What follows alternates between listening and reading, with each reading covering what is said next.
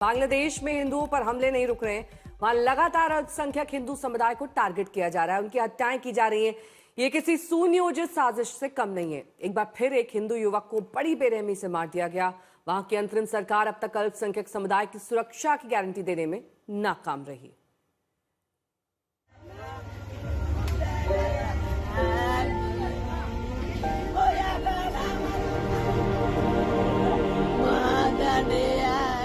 जिन हत्याओं को लेकर बांग्लादेश पर सवाल उठ रहे हैं, वहां की सरकार सुरक्षा के कोरे बयान देती है। उनके पास इन आंसुओं को इंसाफ दिलाने की कोई नीयत नहीं दिख रही।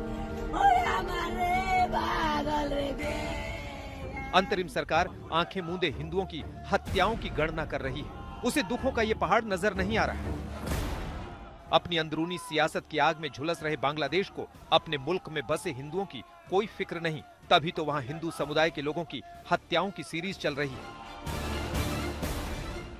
उस कड़ी में सबसे नया नाम है समीर कुमार दास का। बांग्लादेश में क्रूर हिंसा का ताजा शिकार बनाया गया है समीर को। अब समीर की मां अपने बेटे के लिए इंसाफ मांग रही है। 28 साल के समीर कुमार दास की हत्या बांग्लादेश के फेनी जिले में कर दी गई। 11 जनवरी को यह वारदात हुई। समीर ऑटो रिक्शा चलाता था। उसी की कमाई से उसके परिवार का गुजारा हो रहा था।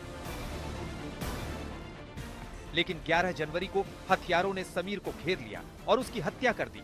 फिर सीएनजी ऑटो रिक्शे के साथ भाग गए।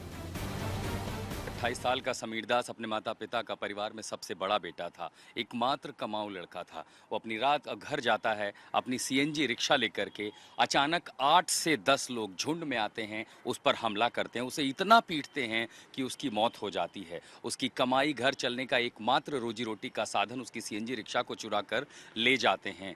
लाश मिलती है उप जिला अस्पताल के पास। पुलिस ने जब जांच शुरू की तब ये कह दिया कि ये तो लूटपाट की घटना लगती है जिसमें ये हत्या को अंजाम दी गई है। लेकिन ऐसा पहली बार नहीं है जब बांग्लादेश में अल्पसंख्यक हिंदुओं को निशाना बनाया गया है। इस फहरिस्त में समीर दास एक नाम बनकर रह गया है। बांग्लादेश की पुलिस की फुर्ती देखिए। समीर की हत्या हुई तो वहां पुलिस अधिकारियों ने इसे लूट के लिए हत्या बताने में देर नहीं की। हर बार की तरह टाल मटोल का वही अंदाज इस बार भी अपनाया गया। बांग्लादेश में हाल के दिनों में कैसे हिंदुओं को टारगेट किया गया है, आंकड़े इसकी गवाही दे रहे हैं। 24 दिनों में 7 हिंदुओं की हत्या हो चुकी है। बांग्लादेश में हाल के सियासी उथल पुथल के बीच 18 दिसंबर को दीपू दास नाम के युवक को भीड़ ने बेरहमी से मार डाला। 24 दिसंबर को अमृत मंडल नाम के युवक को मार डाला गया। 30 दिसंबर को बजेंद्र विश्वास नाम के शख्स की हत्या कर दी गई। 3 जनवरी को खोकण चंद्र दास नाम के हिंदू युवक को मार डाला गया। 5 जनवरी को राणा प्रताप बैरागी की और उसी दिन मणि चक्रवर्ती को भी मार डाला गया। और अब समीर कुमार दास बांग्लादेश में जारी अल्पसंख्यकों पर हिंसा का शिकार हो गया। दीपू दास, मणि चक्रवर्ती, खोगोन दास और ऐसे न जाने कितने नाम है बांग्लादेश में उन अल्पसंख्यकों के जो भीड़ का शिकार हुए हैं। हिंदू लगातार बांग्लादेश में निशाना बनाए जा रहे हैं, वो भी तब जब वहां आचार संहिता लगी हुई है। 12 फरवरी को चुनाव के लिए मतदान होना है, रेफरेंडम पर मतदान होना है। लेकिन इस बीच लगातार हिंसा की घटनाएं बढ़ी हैं जहां हिंदुओं को निशाना बनाया गया है। कई घटनाओं में बांग्लादेश की सरकार ने यह कह दिया है कि ये तो एक सामान्य जो है अपराध की घटना है, इसको अल्पसंख्यक बहुसंख्यक के नजरिए से न देखा जाए। हिंसा का ये दौर उस वक्त में जारी है जब बांग्लादेश में आम चुनाव होने जा रहे हैं। 1 महीने बाद 12 फरवरी को वहां मतदान होना है। लेकिन 2024 में बदले सियासी घटनाक्रम के बाद से निशाने पर हिंदू है। हिंदुओं की हत्या पर भारत पहले भी अपनी नाराजगी जता चुका है, लेकिन वहां हालात सुधरने का नाम नहीं ले रहे। आशुतोष मिश्रा, दिल्ली आज तक।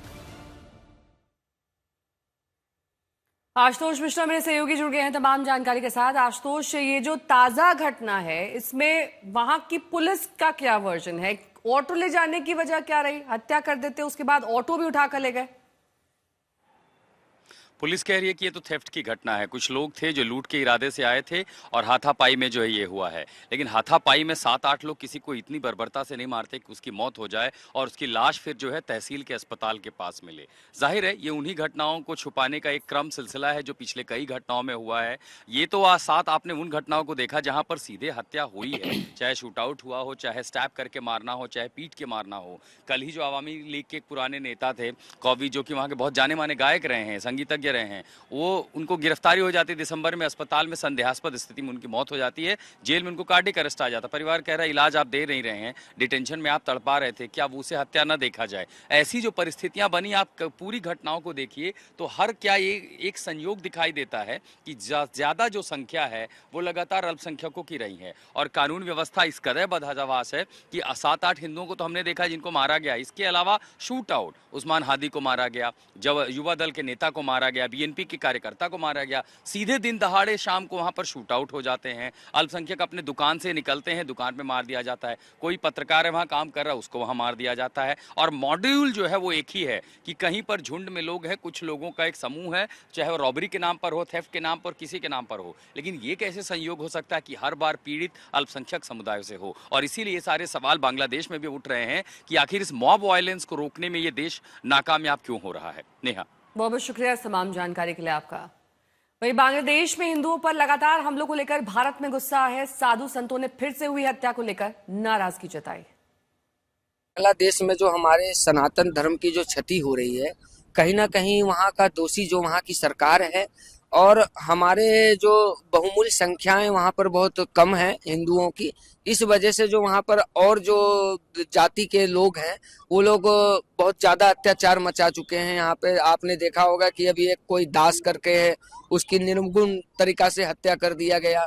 उसके उपरांत फिर और अनेक जो है घरों में आग लगा दी गई और एक संत को भी मार दिया गया। तो बांग्लादेश में इस प्रकार से जो क्षति हो रही है उसको लेते हुए अखाड़ा परिषद बहुत ही ज्यादा नाराज है और यहाँ की सरकार से लगातार वो लोग मांग कर रहे हैं कोच करने के लिए। जो बहुत ही अन्याय हो रहा है, बर्दाश्त से बाहर है। पूरा संत समाज आक्रोशित है। घटनाओं को सुन करके अब सहनशीलता समाप्त हो रही। सरकार को तत्काल इस पर कार्रवाई करनी चाहिए।